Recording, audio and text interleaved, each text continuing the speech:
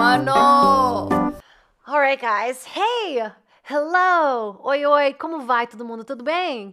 Welcome to episode 4 of JADED, the podcast here at the world famous comedy store, the best comedy club in the entire world. We got our new chairs. I didn't think we'd have them until next episode, but they're so silky and beautiful. Wayfair. They don't work for me, or I don't work for them, but I appreciate how quickly these chairs came. Nothing better. Because let me tell you, during COVID, I've been ordering stuff and it takes like 5 months for it to come. By the time it comes, I'm like, this was a dumb purchase.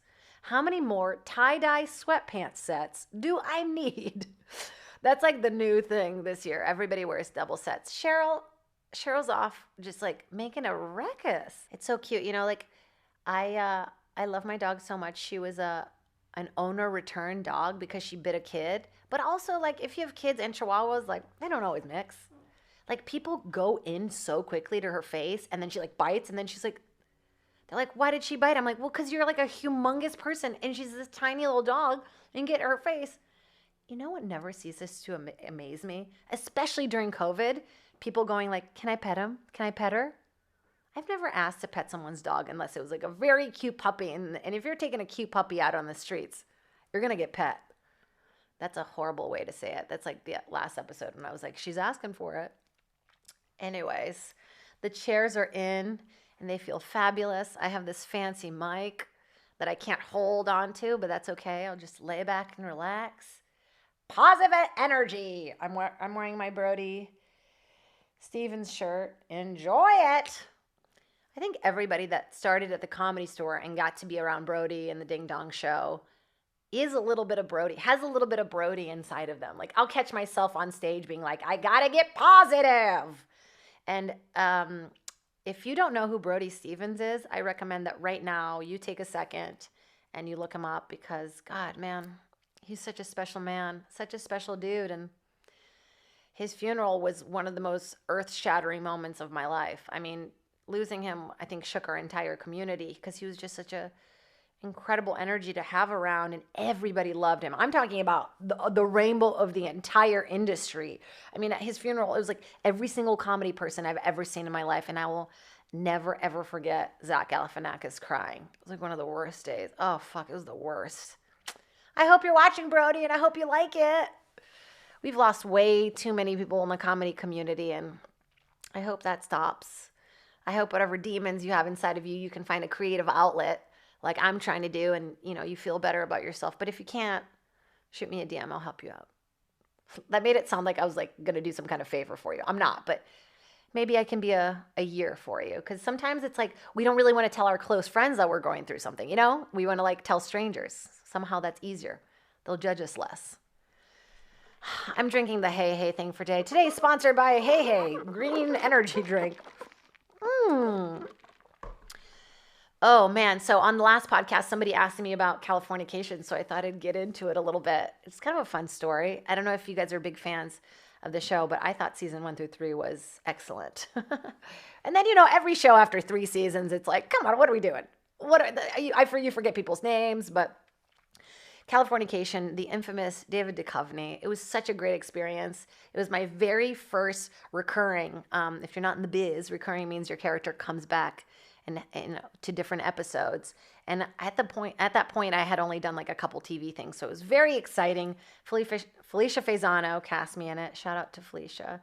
There are some casting directors who are so special, who like really want to work with you and believe in you. And Dorian Frankel's another one. Oh my gosh, there's so many great people out here. But she booked me and a few other comics. Alonzo Bowden was on the show, and we were basically like in this writer's room. We were basically featured extras. Like we would just kind of sit around and have one line, maybe 2 lines. And we all got really close to the show and became like a little family, you know. And for the last episode, which was like the finale of the entire season or the entire existence of Californication, the creator of the show was like, all you guys are going to have like a tiny scene with Duchovny. What do you think is going to happen? And I was just kind of being like flirtatious because, look, David Duchovny is very attractive on TV. In real life, he's so attractive. Like his energy is just like you know that he's working with something good. You know what I mean? And I think a lot of the characters derive from his real life about like, being a sex addict and stuff like that. Believe me, I had a boyfriend at the time, so nothing happened. Not that if I didn't have a boyfriend, something would happen. Like I'm delusional, but he goes, so what do you think is going to happen with your character? And my character's name on the show was Jade, by the way. They used my real name. They used all the real comics names for the writer's room. And I was like, I don't know. I'll probably like make out with Duchovny. Just being like funny and cute. Funny and cute. Ew, I hate myself. I don't know why I said that. Don't cut it because I need to live through that, but I'll learn from that. I've learned from that. There's no mistakes, only lessons. So then, I think I'm just being funny and I say that the strip comes in and the scene is like the most, like the craziest sex scene I've ever read on paper. Like he's eating me out from behind. Cause as you know, on the show, like, women are naked on the show all the time. It was like kind of similar to, what was that other show that everybody was like obsessed with at the time? It was like Total Casting Couch show. No. It was Entourage. Entourage was the other show that was like really popular at the time. And I had a lot of friends who did it and were topless and stuff. And not that they regretted it, but they were like, if I could have not, that would have been better. And I was brand new, and it was too early. So I was like, oh, this is great. The script looks great. And then I like ran to my dressing room and I called my manager. I was like, oh, I can't do this. Like, I'm so scared. Like maybe I'll show half of a boob and like I'll show one butt cheek. And then so we're going back and forth trying to like get it in the contract, like how much of my body I'll show and how much is comfortable for me and how much I'm willing to do, and at this point also we had filmed like maybe 6 episodes already. And there was a couple naked girls on set and I saw what they had to go through and I was just like, I don't know, that might be like, I'm not that comfortable in my own skin yet. You know what I mean? Like, also I want to save my titties for when they're worth something. At the time they were like just SAG scale. So I need a little more of an up. So it was too much trouble. And they basically were like, forget it. We're just going to have him reject you. I don't know if you guys have seen this show before, but he never rejects anyone. Like he hooks up with every waitress, every teacher, every female character on that show has fucked David's character. So in the history of the entire show, I am the first character to hit on David Duchovny, but then get turned down by David Duchovny. And it was extra special because, as I said, my name was Jade on the show. And so when he rejects me, he's like, Jade, no. And it's like a really physical scene where I'm like sitting next to him. I like jump on him, I'm like, Hank. And he's like, Jade, no. He like basically shoves my face away. And the director was like, get a couple kisses in while you can, So I took advantage of the situation. That sounds so gropey and gross. Then I got to kiss him. But yeah, if you've ever seen that, that's the story behind it. And it was one of the best experiences ever. And when I did like an abroad program in college, Emerson College has a castle in Vel, which is a tiny town outside of the Netherlands. And we basically, you like live there, or you live in a castle, there's peacocks, and you're just traveling and seeing all the art you're studying about. It's a beautiful experience that I'm still paying for. Vote yes on student loan relief. When I lived at the castle, we came up with this game because every city we go to was really busy. We were probably drunk or on mushrooms, but we came up with this game that if you pass someone and you touch them, it's 5 points. But if you pass someone and you can get a real sniff, 10 points. So I've played this game my whole life as kind of like a side jokey thing, which I don't recommend it right now. It's like the most anti-COVID game I've ever heard of.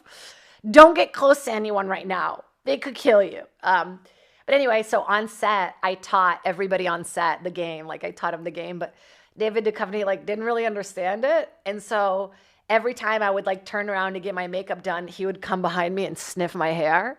And I have like several photos of him doing it. So that is like, to answer one of the fans' questions who asked last episode, that is definitely the best memory that I have from Californication. Is this better? Yeah. Oh, it was such a great experience, man. I wish they would bring that show back and I could just have like a random character. I heard once that you're not supposed to whistle because you can get really bad wrinkles right here. That's fucked up. It's like whistling is supposed to be like the most joyous, adventurous, fun thing. Like when you feel good, you know? But when people whistle, it makes me so fucking mad. I don't know what it is. Like the sound of it, just like, I hate joy. I guess I hate joy.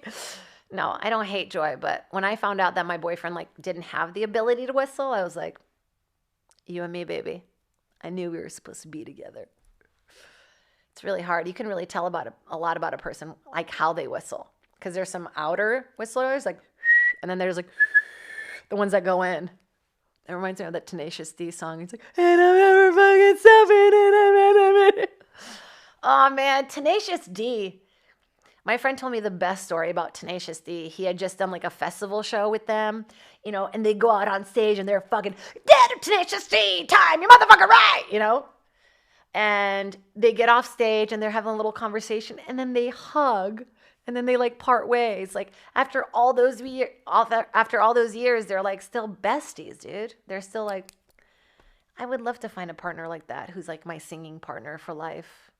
They're actually like not only so funny and such great writers, but they're both like incredible musicians. Fucking, they're the best. Jack Black, you still got it, babe. You still got it.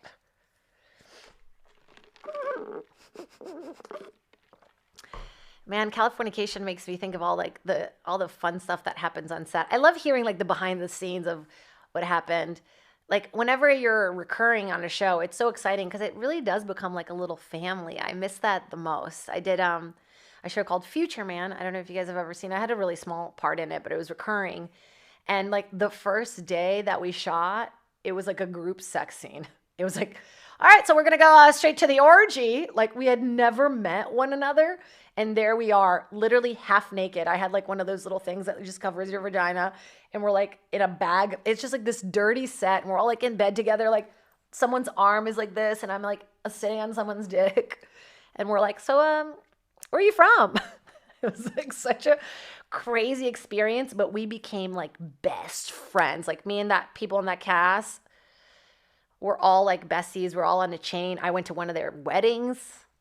I think it's just because you fight so hard to get these parts. It's such a lottery. It's not just about being good and being business savvy. It's about being at the right time, at the right place.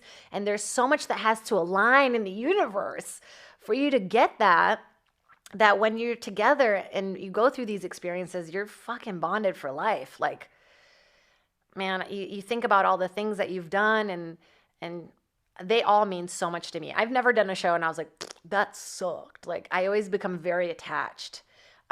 It still really hurts me even to talk about Manhattan Love Story because it just had so much promise. It was like the biggest thing I had done at the time. I don't know if you guys ever saw, but I was on a show called Manhattan Love Story. It was a rom-com on ABC made by Jeff Lowell, he's the best. He has a new show, like a race show. Now everybody watch. Dana Dude is in it. It's really funny. And it was just like such an experience to, I had to move to New York within like a month. I had to get a place in New York and, I was on this $17 million apartment set. It was just insane. Like just how big it was. Like what's the word I'm looking for? Just like the grandioseness of it all, it was just so large beyond me. And at the time, it was like the first real big thing that I booked, real money for the first time. I'm like paying off student loans. Like I'm paying off my car, I'm calling Sally Mae like, yeah, motherfucker, I don't need to defer this month. Who does this for a phone? I've taken years of improv. This or this? This or this? I can't let go of my object work, you really got to keep your muscle trained. No. So I got Manhattan Love Story. I moved to New York. It's fucking crazy. And I wasn't ready for it. I was not ready. Like I was upset about every little thing. Like there was one episode where I like didn't like my hair or something, or like didn't like an outfit or something. And I was freaking out. Like I remember I called Jeff Lowell crying. I hate it. It was so bad. I'm ugly. Like just the stupidest, like, think about this. Like you made a show, you made a TV show, they trust in you and you're calling them to tell them like that you're upset because you don't think you're good enough. Suck it up. If I could do that show all over again, I would have. And I would have enjoyed myself more. Like I would have just been like, wow, what an incredible experience that I get to do this. But instead, I was like really stuck on every detail. Kevin Nealon says it best, man. Don't sweat the small stuff. Do not sweat the small stuff. My OCD says otherwise, but It's that constant fight of like, let it go, let it go. That's not the rhythm to that song. I just like made up a rhythm. You know, it's a really fun game if you take the rhythm of one song and then you have to sing it in the rhythm of another. Like, for example, let me give you this. Okay, how about this? Hit me, baby, one more time, and then like ABC by the Jackson 5, right? So it's like, hit me, baby, one more time. It's really hard. Wow. Try to do it at home and send me some samples, and then I can tell you. Coming up in this industry is so crazy because, you know, nowadays you can just like be online and shoot something and it get millions and millions of views.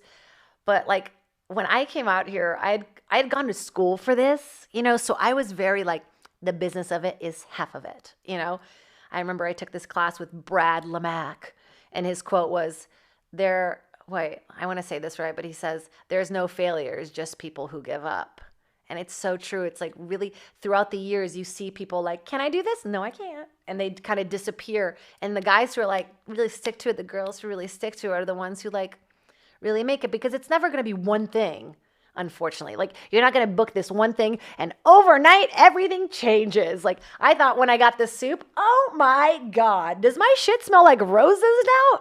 It doesn't, you know, like it's all these stepping stones to like such a larger, more beautiful picture that you kind of can't see when you're in it, you know? I mean, look at Betty White. That's a body of work if I've ever seen one, you know? And I wish I just could enjoy the process more. Like, how lucky am I? I get to be here. I'm talking about my asshole. You know what I mean? To people who think it's great. I'm connecting to people. And I think like, if you can learn that lesson from me, that's great. But it's, you know, it really is such a fucking grind. I mean, I've done probably 10 years. I did probably 10 years worth of extra work. And when people come out here and they don't pay their dues, that's something that really kind of irks me when people like, because if you jump a step, eventually you're going to have to learn that step.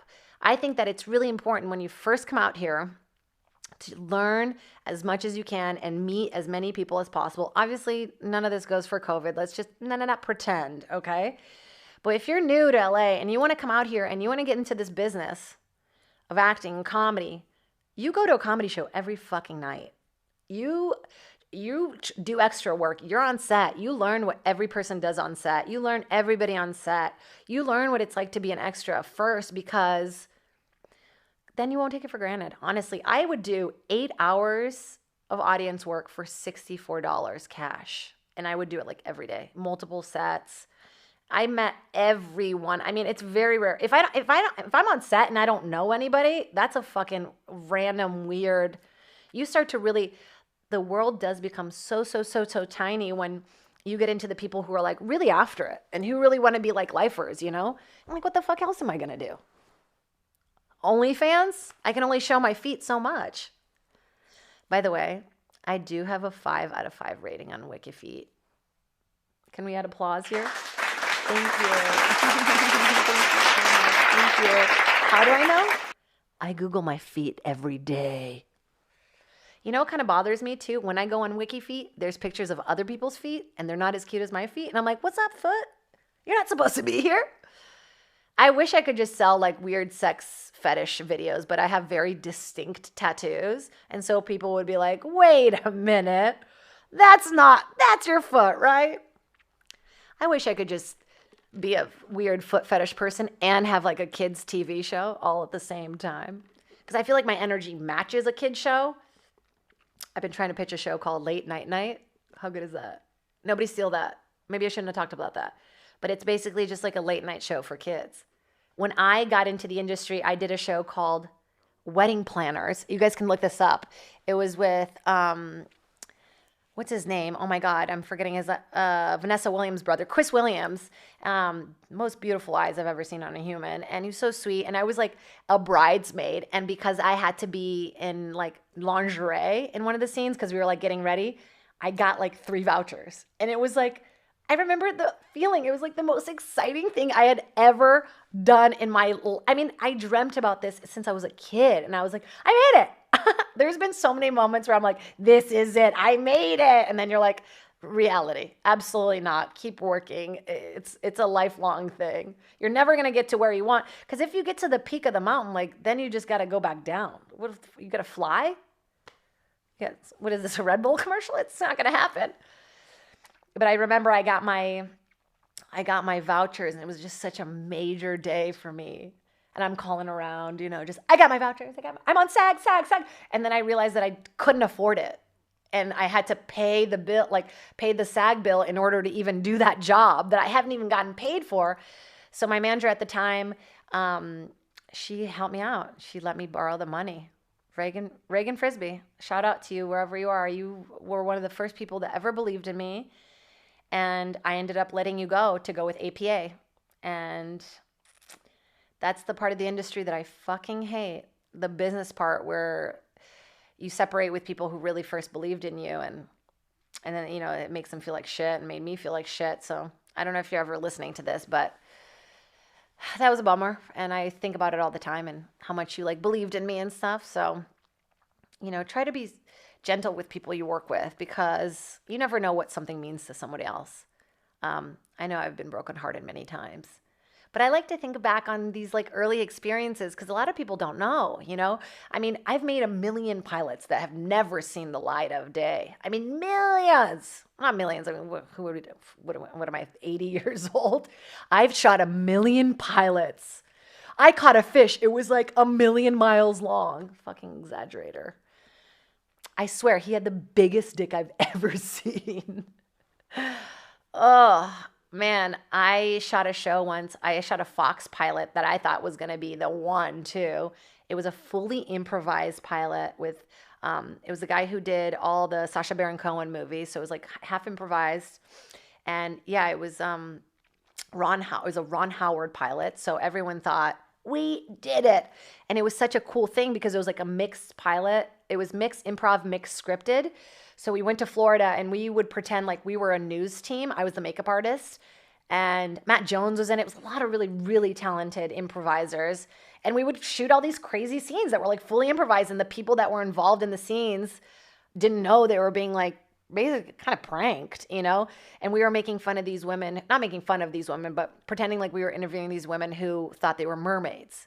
So they would go out into this lake and swim underneath the water with their tails that they got made, and they had a mermaid language. And we got kind of close to these women, and I have to admit, towards the end of the pilot, I felt really bad, because I think they started to kind of catch on, is this a bullshit thing? Are you guys actors? And it was just I've never been okay with pranking people. I wish I was cooler. I wish I was just whatever, Eric Andre, just here's my dick pussy, he just doesn't, he's just so free. I'm jealous of that freedom. I did a show called Ladylike, and it was a show where we pranked people.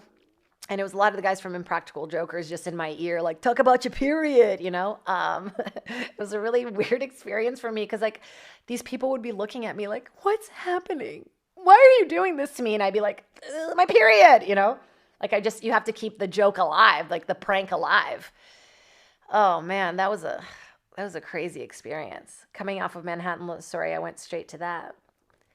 One of my earliest shows that I got that I thought was going to be the one was Punk'd. I was on the very last season of Punk'd when it was Andrew Santino and Nick Krice. And man, I thought I was fully in the cast, writing bits, blah, blah, blah, blah, blah. But I was basically just the extra girl that they would call. And I remember one day they called and they were like, hey, we need you for a bit. It's at 2:00 tomorrow. Can you make it? I'm like, oh my God, of course, And then they're like, we need you to be fully naked. I'm like, what?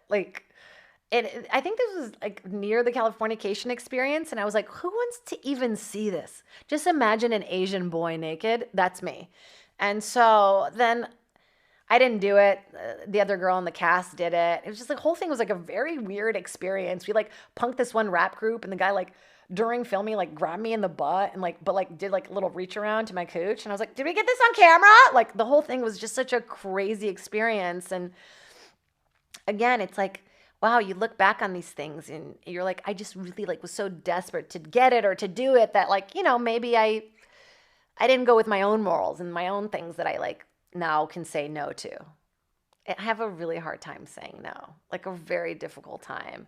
I'm not just like, being funny with like sexual things. Like I never say no. I'm just fucking all day, every day. But I do have a hard time saying no to people. I really do. I hate saying no. And oftentimes I'm overwhelmed with like doing a million things because I just got to like respect myself and go like, no. Consent is a new thing in the world and for me. I've done so many different music videos. Gosh, I couldn't even tell you. I was in a John Legend music video. I was in a Fergie music video. And during the whole shoot was supposed to be like a dance thing. We had rehearsed a dance. And then on the day of the shoot, we're all in black and white and the shoot was white. And the whole thing was supposed to be animated, like paper animation, where like all the, like we're real people and then like we're paper. And during the shoot, there was this girl there. She was like another extra. She had just flown in from like a small town, like had just gotten to LA, like bright-eyed, bushy-tailed, just like, I'm an actress. And one of the fucking lights, like a 10-foot light, fell and hit her on the fucking head. On the fucking head. And she's just like bleeding down her face, you know, because we have a lot of like blood vessels in her head, FYI, and on her legs too. And she's just like covered in blood. And so they take her away. And I'm like, that girl made it. If a light hits me on set, I'm suing. Like, I'm sorry, Fergie. I'm taking you for everything. But the girl was really naive and was like, yeah, they gave me a little money and I'm fine. And I was like, oh my God, my acting, I would have been like non-responsive. I would have literally, probably not. Now that I'm thinking about it, I'm like, so like, it's okay. I'm okay. You know, I did, the spin-off of The Office, which was called The Farm. Matt Jones was in that too, randomly. And it was basically about the Dwight Beat farm. And I mean, needless to say, I'm obsessed with The Office. Fucking groundbreaking, fourth wall breaking, incredible. And I played one of the brothers' wives. And this one particular brother had gotten arrested for having like a weed farm. And so my whole scene was I'm coming out of the house, like, you know, kind of arrested, and I run away and I'm running around a car and this cop comes and basically like, you know, arrests me. And I'm like, this is bullshit, you know? And the director, who was the character Toby, you know, everyone's like, shut up, Toby. His real name is escaping me. That's a bummer. It won't come to me. I'm too much of a stoner. But so he's directing it. So I'm like very starstruck, you know? And he goes, look, I'm not going to tell the guy this, but like, get the fuck away from him. Do not let him catch you. Like, but eventually he'll try and he'll like catch you. We need him to catch you, but like really try to get away. You know what I mean? Like, and the guy was like a stunt coordinator guy because it was like very physical, but I'm not, you know, I'm just like this wiggly like actress, really excited to get some screen time. So I come out and I'm like, ah! And I'm running around and I'm like, fuck you, motherfucker. You know, and it's like really funny. I can see that they're like really into it. Out of nowhere, another guy comes and is like, and just pins me against the car. And I'm like, like, I could feel that like it hurt me, but they were like, you okay? I'm like, I am great. Let's do it. Like, they're like, we need to get a couple more angles. I'm like, let's do it. I keep having to reset going back inside this little like shacky house. And I'm like, okay, my stomach hurts. It's okay. Just like get through it. So we do like 2 more takes.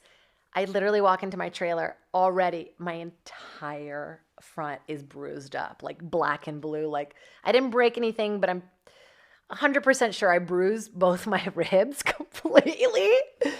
And then the show never went, except they showed like a little bit of it right after the finale of The Office. And my part was completely cut out of it. And they felt so bad. Obviously, you know, they can never predict what happens. You never know. But they sent me a hat in the mail that's like a Beat Farm hat. And they're like, you deserve this. You worked hard for this. I still have the note. But it's like those experiences that we never get to share. You know, I wish there was like a resume for all the things that I've done that haven't gone, that I could like tell people about. Because that's a really good one. I was once in a commercial for Bud Light Cruise. And when I booked Jackson McQueen was in it with me, who's a good buddy. He's a comic too. He's got big eyes. And he's great energy. And I think he played a cop in it. But basically the whole premise was like we were getting on a Bud Light cruise. And it was like all different types of people. You know, there was like one girl had a really bad sunburn and like a guy with a baby and like random. And they're like, okay, so we want you to be in a shark costume. And I don't know if you guys know, but just like to book a commercial, again, it's such a lottery. You have to go to an audition. You have to go to a callback. Like during not COVID, you have to drive to Santa Monica midday at 3:00.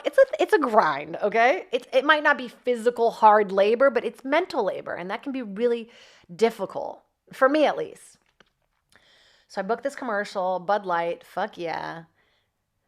I get there, they're like, you're gonna be in a shark costume. The only way that you get paid if you make a residual on a commercial is if you're recognizable for 3 seconds or more. So I get there and I basically am like going to be a featured extra now because they're not going to be able to see my face because I'm in a shark costume. I was like, what's wrong with my fucking face? Anyway, they changed their minds. They're like, never mind, you're going to be in a bikini. And I'm like, oh, all right. Like, like nobody wants to be in a bikini on camera. You know what I mean? Even if you're like gorgeous, it's just like uncomfortable. And so they're like, scratch that, scratch that. We're going to put you in a Bud Light box. What? Like I had to wear a Bud, like they took a Bud Light box and made it like a corset. So I'm just in a box. Like I have photos of it. I'll put it up on the Insta, but like I'm just in this fucking Bud Light box. I can't sit the entire day because it's like an actual box. Guess who gets kind of out of that commercial too? Me. Bud Light box girl. Never makes it into the Bud Light commercial. Never sees a residual. It's such a bummer, dude. And I've been in, okay, I can say hundreds of commercials that haven't aired. I've done hundreds of commercials that haven't aired. And it's such a crazy thing because you just wait for it and you're like, but it's so shitty when you're like in something and you don't know that you got cut and you watch it and then you're like, fuck. It's just a shit feeling because you're like, was I shitty? And it has nothing to do with you. Oftentimes, none of it has anything to do with you. But guess who feels like shit at the end of the day if you don't control your emotions? You. That's one of my tattoos, actually. I have você tattooed right here in my mom's handwriting because we can't control shit, as I figured out in the last episode. But I can control one thing, my emotions. Or can I? No, I can't. I'm trying to think of all the funny, like, old school stories of, like, sets and things I've been on. God, the worst ones that you do? Overnight musical, like music video shoots, like anything that's music related or like playback related. Ooh, get ready for the night. But I've met some of my best friends during shoots. One of my earliest commercials I ever did was for Ashley Furniture. And it was on the Paramount lot. And it was so exciting to be like on the Paramount lot. When you're new to LA, I mean, even I've been here for years, I still become, I don't know, I just digress into this time of when I like loved movies and really wanted to be a part of them, and being on set is just like magical, especially the lot, when it's like a full city lot. And I remember this girl was like, I remember it was like 3 days all day long for like $1,000. I was like, I'm rich. And they were like overnight shoots. And one girl one night was like, oh, I'm going to take a book and get high. And I was like, I'm sorry, literature and marijuana? We're going to be friends. And we've been friends now for like 14, 15 years. So we met on that set. I think I got cut out of that commercial too. Fuck. My very, very first national commercial I ever did was for a weight loss supplement called Hoodiasure. And the commercial literally goes, who do you know who could lose some weight? Maybe even you? How insensitive is that?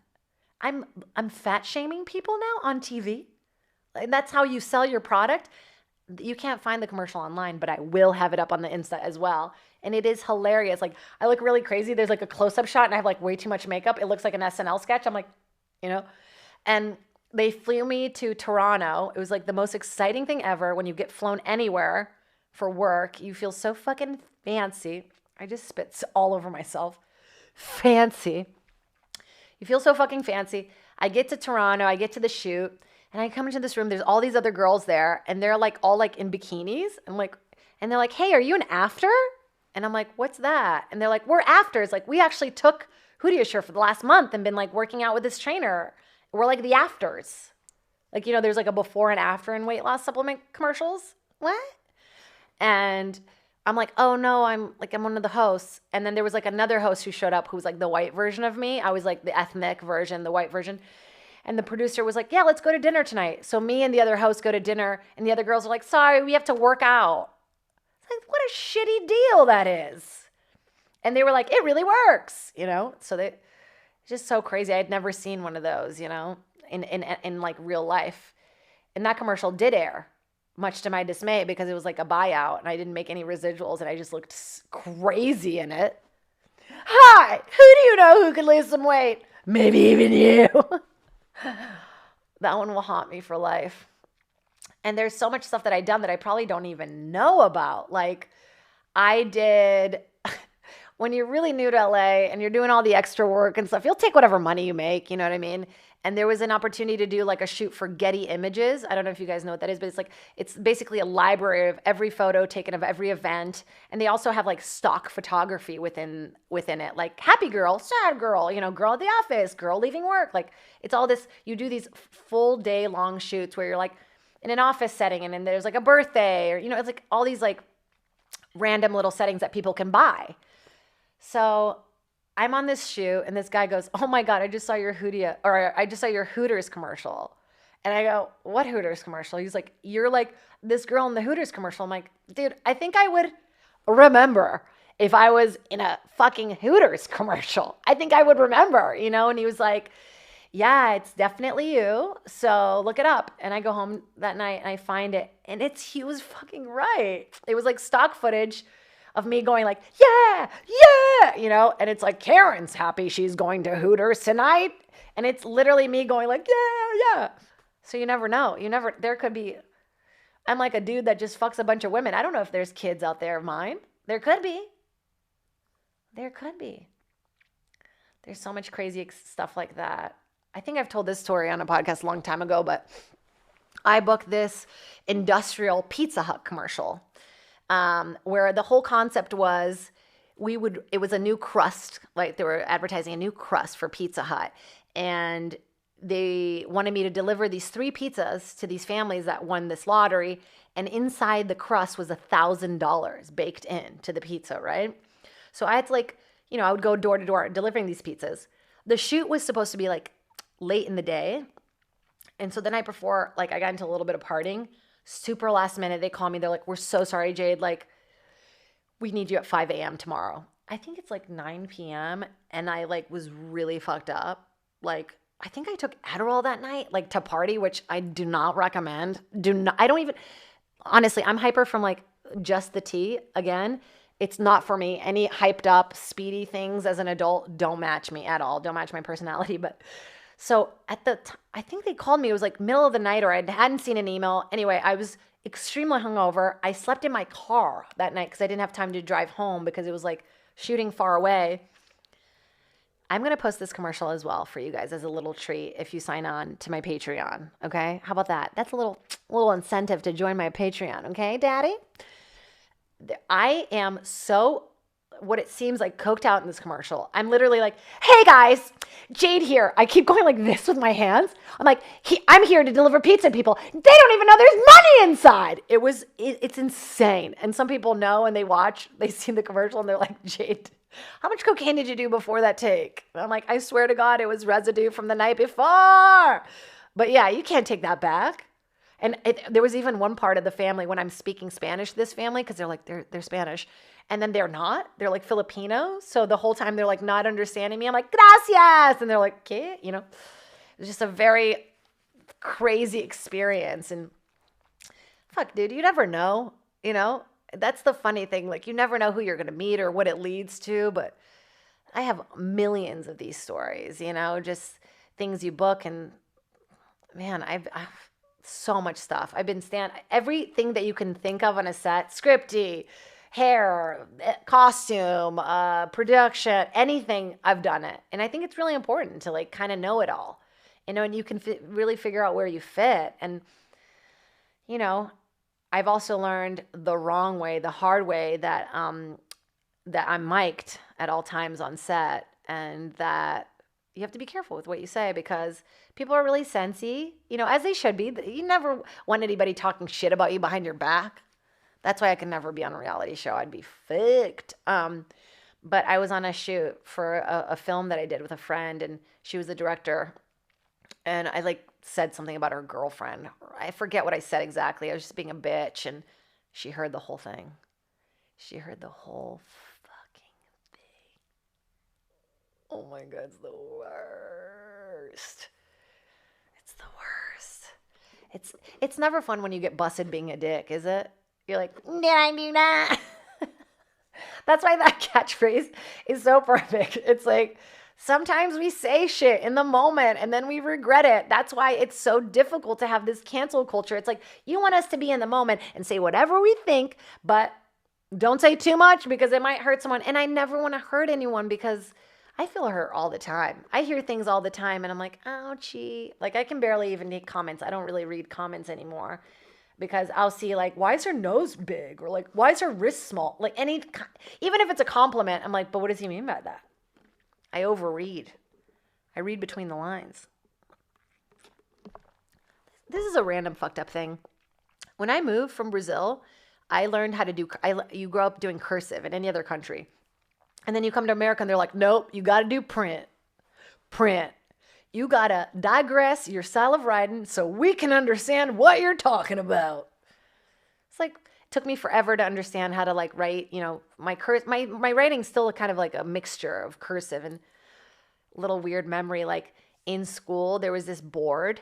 Every morning, there was a little magnet that you had to put your name on the board, right? And everybody would always put their name on one side. And I always wanted to be like unique and different. So I would put it on the other side.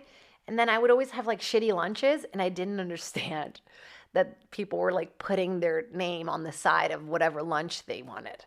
So it was like every day I was just like stuck with like fish sticks or whatever, like the shittier choice was for lunch meals. Man, I do not miss having to eat lunch at school. Remember school lunches? I do love that pizza that's like gross, like camp pizza that tastes like plastic. My boyfriend loves pizza. I love dating a younger guy. I feel like Kate Beckinsale. You know what I mean? I'm just like making Tostitos midday. Like, there's a lot more where that came from. Oh my gosh, I'll tell you guys this. Oh man, this one is such an embarrassing one. I got cast in the pilot of John Mulaney's show, which did not go well ultimately, unfortunately, because I think he's so fucking funny. And the cast was star-studded. It was like literally every per second thing of like in comedy that I looked up to at the time. And I was so intimidated. And if you've never been to a table read, it's very intimidating. And they can still fire you from a table read, by the way. Like you can have the job and go through all the, the things that you have to do to get the job. And they can still, if you don't do well in the table read and it doesn't mesh, they fire you. So there we are. It's like Martin Short. It's like, it's crazy. It's like people that I've looked up to my whole life, and also people that I've gone to college with who's like on the writing staff. And I had friends on the cast as well. And everybody's doing their line and getting claps and laughter. And I do my part and it just falls fucking flat. Like not a lot. Like people are kind of laughing. And like, you can tell when you did a bad job always at a table because people are like, good job, good job, good job. Like they give you like this unnecessary validation that they think you need. Right away, I knew. I called my manager. I was like, dude, it did not go well. He was like, run upstairs and sign your paperwork. Do it before they fire you, And the part was ultimately cut, but they were like going to start like stunt cast it, which just means like they were going to, put a name person on it. That's called stunt casting to like, give the project a little more oomph. But John actually wrote me an email and said thank you and all this stuff, which like made it so much better because you feel so much shame when you get fired. You're like, it's me, and it's rarely about you. It's usually about a network and money and making money. It's really so people can have sex, money. We're at sex. That's what's at the top. It's not about like, oh, she wasn't funny enough or she wasn't pretty enough, whatever. But that was like a crazy experience. The whole thing, like, oh, it was so embarrassing. I'll never forget it. But I also learned, like, don't fucking suck at a table read. How about it? I did a show a long, long time ago called Camera Cafe. It was actually my first pilot that I ever shot. Again, another one that never saw the light of day. And it was basically the entire show was shot from like a vending machine camera. So it was like just conversations that we had in front of a vending machine. It was so crazy. And one of the women on the show is this lady named Jill Benjamin, who's incredible, really, really good improviser. At the rap party, she's like, hey guys, is it cool if my boyfriend comes? And we're like, yeah. And then like we're just at the wrap party and John Henson walks in. I don't know if you guys know who John Henson is. He's incredible. He's one of the hosts of The Soup, and he's just super funny, stand-up comedian as well. He walks in, and I'm like, oh my God, fucking John Henson is here. He's so hot, you know? And she's like, that's my boyfriend. They're now married with beautiful children, so it's not a problem, but, you know, once again, like, I'm just constantly trying to get my fucking foot out of my mouth. So maybe this podcast isn't the best idea, but it feels good right now. So that's what I'm going to go with. What feels good in the moment. I don't want to think about any repercussions about the past or the future. I'm just kidding. If I felt that way, I would have already had a tongue ring, because I think they're just shocking how crazy they look to me. I'm like, oh. Man, I was never allowed to get piercings as a kid, because I remember we went to Disneyland and our server like once had a nose ring, and it was just like a huge hole. And my dad was like, looked at me very seriously. He's like, promise me, you can get tattoos all over your body, but never pierce your skin. And I was like, okay. And then cut to like, I pierced my nipple like 7 years later or something like that, which is, what a journey, guys. I've told you about all my experiences on set. You know, if you get bored, go and look it up. One of my best credits on As Self is Women in Death Row. I figured out that I could make really easy money doing these like reenactments for these murder shows. But they were shot like really shittily from like people's homes in the valley. Like just one street away from Van Nuys where they shot all the porns, you know? And it was like, yeah, we just do these reenactments. So I feel like you could really find some stuff. My very first job I ever had, not in Los Angeles, was in Boston. I hosted a show called Secret Lives. 3 people tell you a story, and one of them is lying. Who's it going to be? Find out tonight on Secret Lives. I hope somebody can find something from there. I've been looking for years and years and years. I really want the footage. Anybody from XYTV, which is a public network station in Massachusetts, please send it to me. And it was interesting because they had a host already that they loved for many, many years. And then she got fired and I got brought in. And nobody liked me because obviously I'm the new host. Sound familiar? Well, our history really repeats itself. But that's where I learned everything. That's where I learned how to use a teleprompter. That's where I learned how to use an earpiece. And so I feel like when I came into LA, I had all these little skills that, you know, people don't have. But fuck it, you don't need all that shit. That's just the way I did it. I just did extra work to get to where I am, but you don't need to. But yeah, those are some stories. It's really nice hearing them out loud, because it's like, wow, I have really done it to get here, you know? And I hope I continue to get to do it. Honestly, we're so lucky. Serena's coach said this: pressure is a privilege. It really is. Getting to have that pressure on you and entertaining people, it's a huge fucking privilege. I do not take it for granted whatsoever. But it can be a real big pain in the ass and a real big pain to my ego. Hurts my ego, you know? If I could just let go of my ego, but who am I kidding? Me and my ego are going to have each other forever. We've got each other. That's from Damn Yankees, my first musical I ever did in high school. I'll have footage from that too if you pay more on Patreon. Now I'm just becoming like a weird Patreon slut. I'm like, I'll send you some furniture for my house if you sign on for my Patreon. But hey, it's been a good one. My stomach is rumbling. I'm fucking starving. I'm going to go get something to eat. It's been really nice hanging out with you guys. I'll do a little Q&A after, so stick around. Don't forget to subscribe, like all the videos, share, send to your friends, send to your mom, and, you know, send questions if you have them. I'll try to do them on the show. And yeah, let's keep it going. Let's keep it friendly. Let's keep it together. You've been Jaded. Ciao. Jaded. Mano, vamos ficar jadeada. Vamos lá.